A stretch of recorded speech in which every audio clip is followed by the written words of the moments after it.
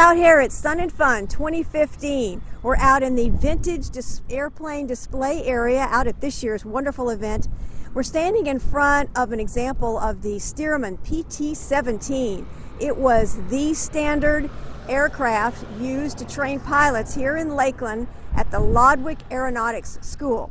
And this would have been 1941 to 45. Lon Cooper, that's the man you're looking at. He's standing in front of the plane that he can still fly to this day, 93 years old, one of our pilot instructors here during World War II. Hi, I'm Donna Renfro. I'm a local radio broadcaster. I'm here today at Sun and Fun with Lon Cooper. Good afternoon. Good afternoon to you. And behind us, you may notice some photos. These are historic photos stored in our Lakeland Library archives. They're of World War II. And Lon Cooper is the last remaining Army civilian flight instructor from those days. Lon, what was the school actually called? The school was called Lodwick School of Aeronautics. That named after Albert Lodwick, who owned the school and set our principles of operation. And Lon goes around talking to various groups about the importance of saving the historical buildings, the hangars that are still out at what's called in Lakeland, Tigertown. And Lon has written a book. He's even selling copies of his book here today. Lon, what prompted you to put together the materials and your actual documents and photos from this time with the Lodwick School of Aeronautics? Well, when I moved over from St. Petersburg to Auburndale in 2004, I went out to Fantasy of Flight and found a Stearman. And I also found out that very, very few people knew what actually happened at Lodwick during World War II. They knew that it was an airport of some kind, but they didn't realize the important role that it played in our freedom during World War II. And that's one reason we're here, and we want Lon to share that as we produce a short video for you. We're hoping that teachers, other educators, homeschool, parents, students will all get interested in this preservation. And I understand that Howard Hughes even visited the school. Is that true? I don't know whether he actually visited. We didn't see many of the officials and people that Mr. Lodwick knew, but he knew Lindbergh and General Doolittle and Lowell Thomas. And we had Jimmy Doolittle's son come through here as a student, and also Lowell Thomas's son come through as a student. So I'm sure that Al Lodwick had some influence on that. Well, over here, just briefly before we close this section of our series, I want you to notice this beautiful hand-painted work of art called Save the Hangars. We have the original airfield that's still in Lakeland, but it's covered over with Tigertown and the Detroit Tigers ball field. We have some other artifacts here. We just want to close now and invite you to stay tuned for part 2 of our series. Thank you, Lon. Thank you for having me.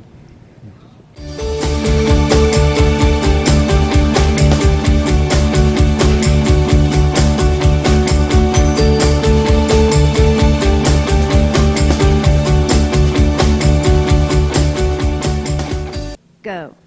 Donna Renfro with you again with Lon Cooper, our friend who taught pilots to fly in World War II. Good afternoon, Lon. Well, good afternoon to you.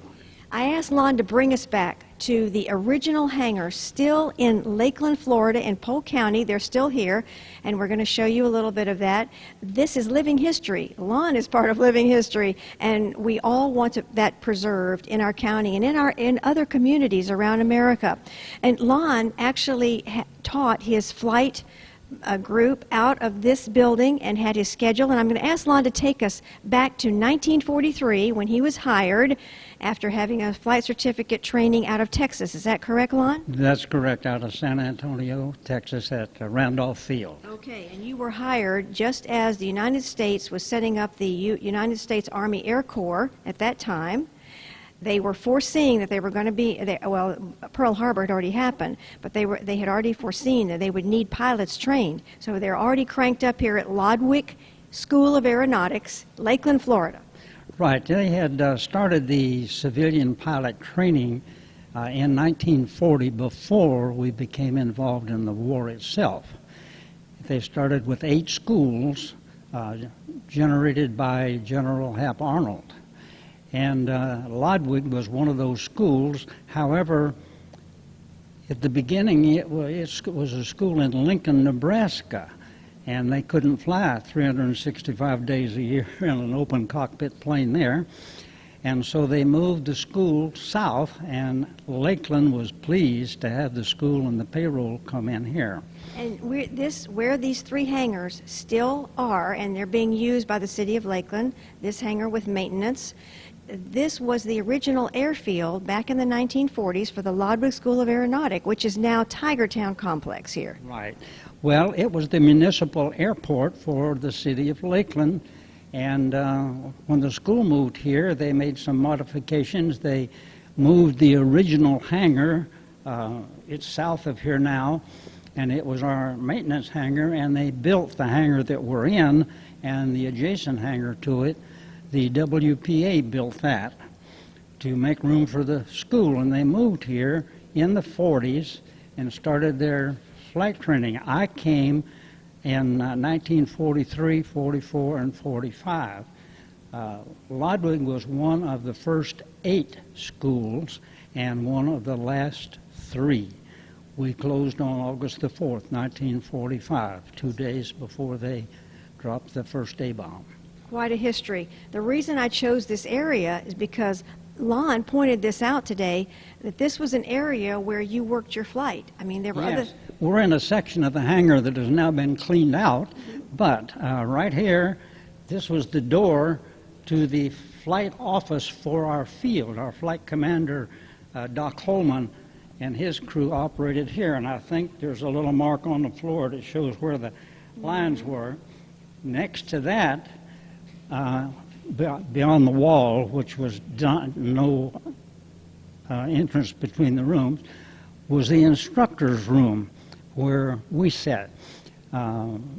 We flew 2 flights out of this hangar. A flight consisted of a flight commander and a check pilot, and anywhere from 10 to 25 instructors, depending on the size of the class they were teaching. Each instructor had 5 students, 5 cadets, and we flew, each flight flew a half a day. We flew either mornings from 6 to 12 or 12 to 6, and each week we would change so that we balanced out the weather. We didn't fly always in the morning or always in the afternoon. And my flight was in this section of this hangar. And next to that was the instructor's room. Then we went on into the next area, which was the cadets' room. And beyond that was our locker rooms where we stored our equipment. We stored our parachutes and our flight suits and our helmet and goggles and different things like that. And it was busy, continual flights, morning and afternoon. And I want to say, too, about the women. We've heard about Rosie the Riveter. We've heard about women and their parts, manufacturing, driving trucks. But there were women here in Lakeland who were hired as line girls. That's correct. And also, well, we had dispatchers that assigned the airplanes to the cadets and the instructors, and they were just outside this building. You saw them first, and then you came in. And they were ladies, and then, of course, we did have the line girls, which took care of our airplanes on the ground. They gassed them and kept them clean and moved them around, whatever was necessary for maintenance or anything like that. And they also cranked them, started them. Our airplane started with an inertia starter, which was a crank that went in on right behind the engine, and you turn the crank slowly, and it spun a little flywheel inside till it got up enough speed, and then you would pull out a engaging rod, which would hook that spinning flywheel to the engine, and it would turn it over several times.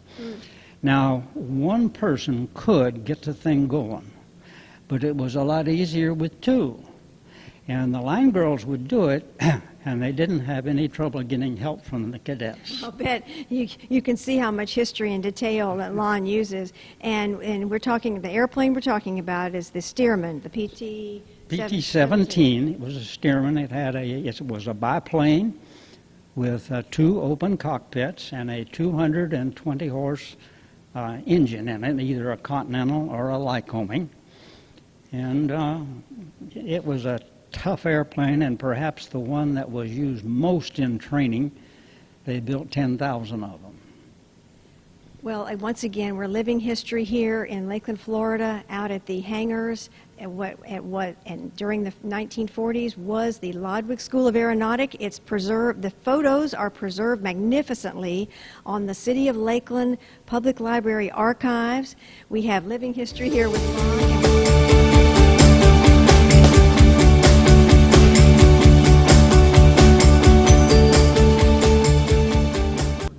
As we close out this final portion of our mini documentary on our World War II history here in Lakeland and at Joker Marchant Stadium, Tiger Field, we just want to remind you that this building behind us was one that we just talked about with Lon Cooper and his ready room. And there are 3 buildings here, and you know, they're buildings, but they represent a significant part of our American warfare and also our courageous continuing fight for freedom in this country.